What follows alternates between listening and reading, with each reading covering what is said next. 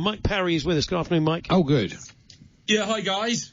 Oh, yes. Sorry, I've been trying to baffle my way through my technology. You know what it's like when you're self-isolating. But I got there in the end, fella. I got there in the end. We're having phone issues back at base, which means we're asking everybody to go onto Skype, and we realise that it's catching everybody out. So apologies to you, but thank you for coming on. No apologies at all. You sent out some lovely pictures of you last night, looking like you're auditioning for the Professor in Back to the Future. But your hair has got quite long.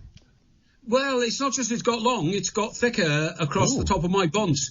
And I'm very, very pleased. I mean, I do a bit of television these days, guys, and the girls in the makeup room, you know, when you're doing it live in the studios and all that, they have to spend quite a long time adjusting my hair to make it look normal, because my hair's not normal. And that's because I'm losing my hair more on one side of my head than the other, you see. So they sweep it over and they put all these gels and creams on it. Wonderful people. But I've noticed, since I haven't been able to go and get it coiffured, because I get it coiffured about once a month or once a fortnight if I'm doing telly or something, that it's growing enormously in a sort of thicker and lusher fashion in the areas where it wasn't before. And I put this down, fellas. We've had the conversation about my belief in the powers of the moon, and I can only put it down to the fact that I spent 3 nights out in my garden, about 4 hours a night, studying the moon and communicating mentally with the moon, and it was pink moon and 2 full moons, and I believe in the powers of the moon and the powers that the moon has on the human body, because the moon is responsible for the movement of all water on planet Earth, and as 75% of the human body is made up of water, it of course has an effect on your own body, and it has definitely had an effect of drawing resources from my body up to my scalp, up to my bonds, and the result is what you've seen in those pictures. They're pretty impressive pictures. I had a fantastic response. A whole new legion of female fans have suddenly appeared and are wanting to get to know me, you know, and all this kind of stuff. So it's a bit of a renaissance, I have to say. Well, brilliant. So we'll look out for that next time we see you. You'll have like like Michael Bolton in his pomp, won't you? Have a great big mane.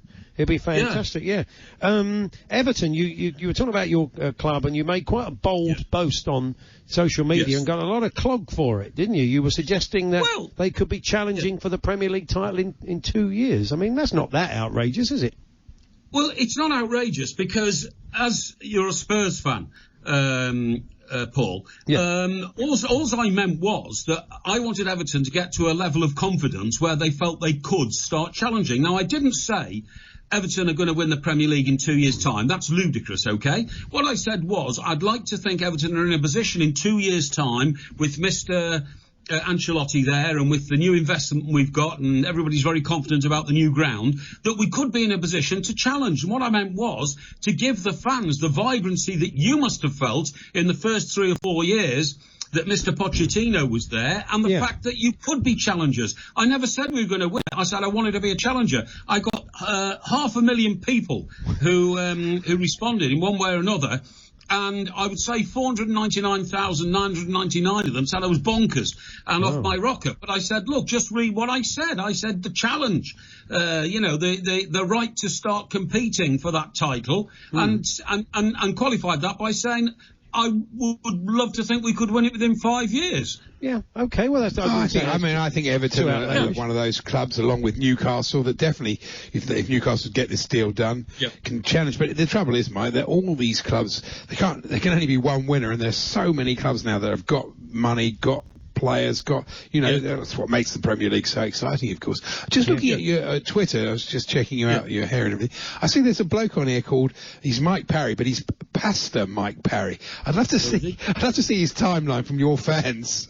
Yeah, I'd love to see you as preaching. I imagine it would be quite something, wouldn't it? Really. Well, one of the characters we had actually when we used to go on the road and do live shows and all that was Padre Parry. Okay. Oh right. Okay. And Padre Parry was in fact a man who delivered messages to the flock and told them how to lead their lives and how to do all that sort of thing, dressed as an archbishop and.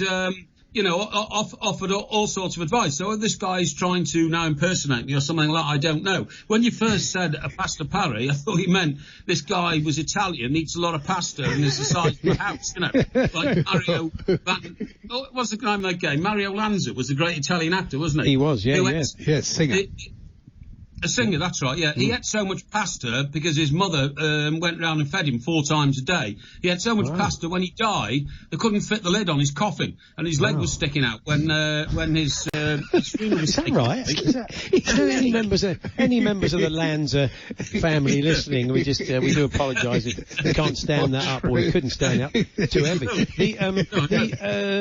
You got attacked by a centipede finally, Mike. That sounds quite harrowing. I mean, because they are quite vicious and quite big, aren't they? Not. No, they're not. This was tiny. This is what got me. I was in the kitchen, right, and through the shutters, the wind was blowing, it was sort of cooling breeze and all that. Then I felt this tickling sensation on the back of my leg. I just thought it was a leaf or something, Anyway, I looked down, and there was this minuscule little centipede running all over my calf. And I hate creepy crawlies, so I had to bash it with something. I had a pan in my hand, so I smashed it onto my calf and killed it. But I was very worried that it, might have some poisonous content. So I went off to try and find some, something to put on it, germaline or something. I couldn't find anything. Couldn't even find any Dettol. All I could find was a bleach spray. So I sprayed the back of my leg with bleach. But that sounds like massive overkill for a centipede, Mike. Really. Well, yeah, but you never know what these centipedes are carrying. For all I know, it could have been carrying anything. So I didn't want to take the risk. But it hasn't ended well because now it's all blistered and all that. I didn't realise it hasn't ended well for the centipede by the time. Massive teeth out across the back of the head. I'm surprised, as you're out in your garden so much, you haven't noticed that there has been a kind of centipede caterpillar. There's been loads of them about. I mean, they've sort of died off, but about 3 or 4 weeks ago, I was walking my dog in the woods. There's hundreds of them hanging from the trees. I'd come back from a dog walk covered in them, Mike. It would have freaked you out. Wow. Yeah. Wow. Oh, no, I had that problem. The thing I am missing this year are snails. I don't know where they've gone. I've usually got an army of snails in my garden. I take care of them, look after them, all that kind of stuff. The bumblebees I'm on alert for. They're busy. They fall because they get too heavy. I have to give them sugar and water, get them back up in the air again. So I'm still on that one. And just before I go, fellas, I just wanted to say, listening to one of the talkSPORT apps this week, Ian Rush, the great striker series and all that, could have gone to Everton at 17, could have gone, but we had a guy called Gordon Lee, who was a manager for a few years in the sort of late 70s. Yeah. And he was from the black country, he was a real black country boy from Dudley. And he went over to watch Ian Rush at Chester, my hometown, hometown. At 17, Ian Rush made his debut. Gordon Lee didn't rate him, turned him away. 3 months later, Bob Paisley turned up, signed him, and the famous story is that Rush didn't want to leave because he was well settled at Chester, and he'd met his girlfriend and he was getting settled down, and he didn't want to go to a big club. So he said to Bob Paisley, "Well, it's a great offer, Mr. Paisley, and I'd love to come to Anfield, but I'd need at least £100 a week." And Bob Paisley pushed the contract over the table to him. It's £500 a week. And that was just starters. That wasn't with bonuses or anything else. Wow, fantastic. Mike, look after yourself, and thanks, guys. We'll catch up with you soon. Mike. Thanks very much. See you next week.